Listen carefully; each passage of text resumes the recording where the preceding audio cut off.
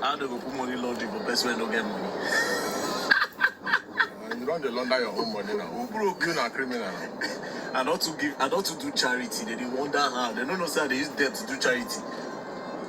Anyways, we're outside with my lawyer, of course, and you know what we do. We can never get inside when we have our lawyer by our side. So right now, by strategy, you are going to survive me with at least $3,000 first for the starts.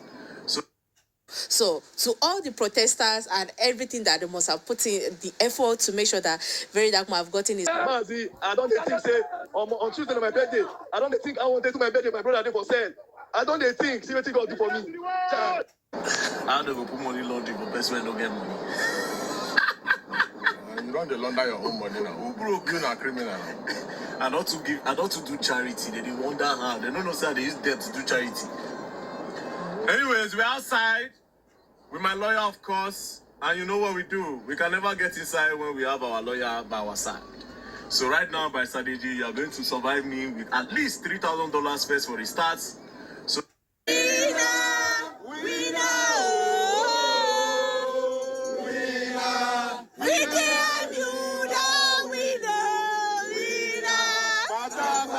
You go win forever, winner. Well, they have released statement. What's some of this reaction that happened this morning before he... This is the reason why he was picked up, because on several occasions he has come out to say that the EFCC is corrupt. Before I come to you, Vimbai, I'll take this final tweet from Excel.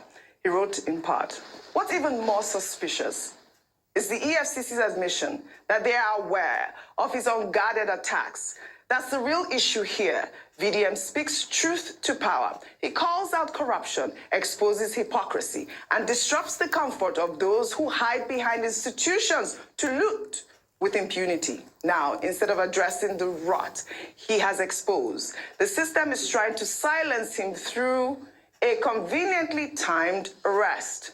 The commission talks about remand orders and administrative bail as though they are doing VDM a favor. Let's not get it twisted. Due process is not a privilege.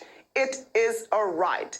If he's been granted bail, why is he still in custody? Or is it yet another example of selective justice and unlawful detention masquerading as procedure?"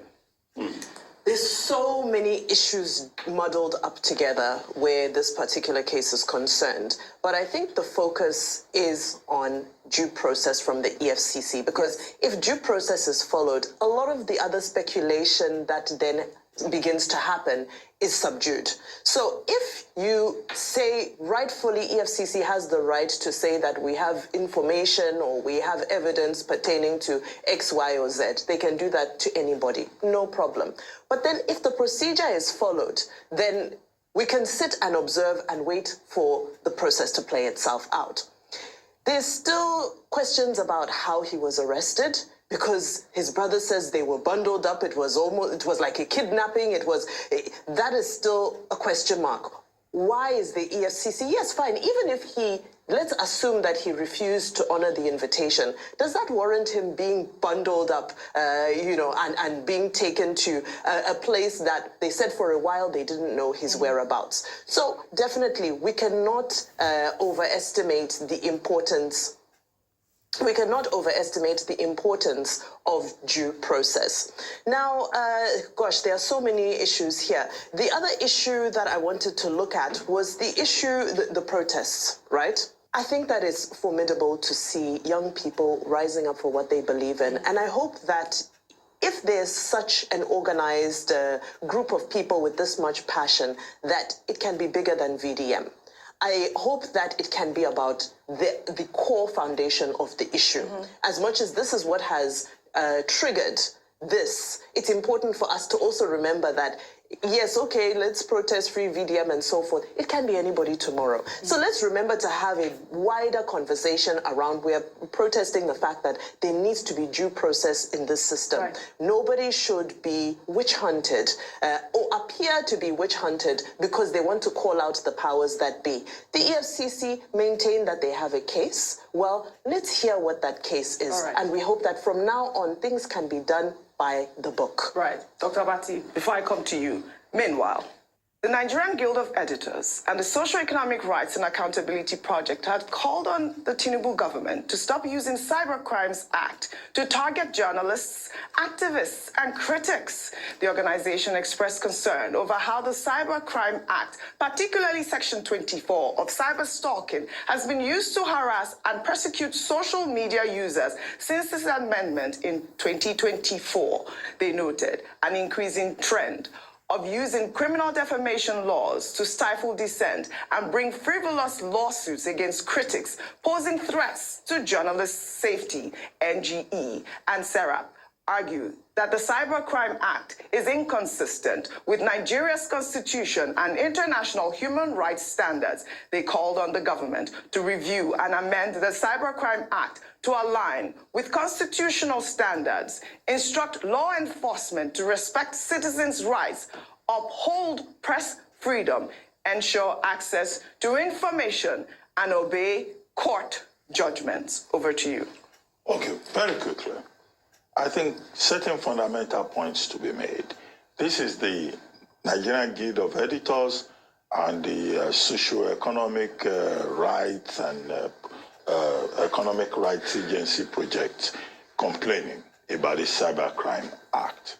What they are complaining about is they say it's been abused. Now, if you are complaining about a particular piece of legislation, the place to go is to ask for the abrogation of that particular piece of law. If any piece of legislation is a living subject, and the true test of any law is in its implementation. It is when it is implemented that you can say, oh, this particular law is not in order. So the Nigerian Guild of Editors and SERAP came together, according to the report, and said, look, this law is being abused and being used, cyber stalking, specifically Section 24 of the Cybercrime Act, being used to harass people, to intimidate activists and journalists, and it's also against Section 39 of the Constitution. Section 39 of the Constitution talks about freedom of expression and the right to own a medium of communication. And they also talked about Article 19 of the International Convention on Civil Rights. Article 19 is also basically about freedom of expression. However, it is not President Tinubu that will amend the law. The place to go is the National Assembly. If a law, a piece of legislation is not doing well, the people have the right to say, oh, change this law. We don't want it. If it's not a living law, it will be a dead law. You can always amend laws. However, my position is this.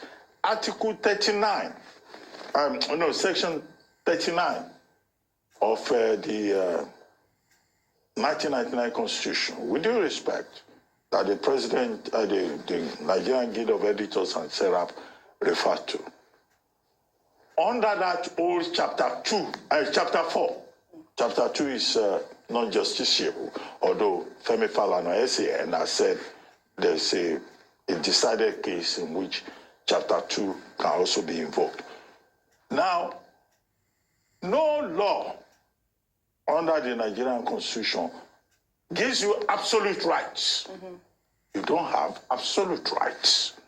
Every law under the Constitution within the jurisdiction has its limits. Right. You cannot say because Section 39 says you can talk. That section does not include the phrase that you can talk anyhow. Yeah. Or that you can abuse the social media to embarrass, impugn the integrity of other people. And that's why we have laws of defamation. I've argued before that maybe the way the police are going about it, when I think it was Benjamin Hundeyin, speaking up for the police, was saying, no, Cybercrime Act, So, and I said, no, they should not abuse it. So it may be in the implementation, but the basic principle is that no citizen in this country has absolute rights.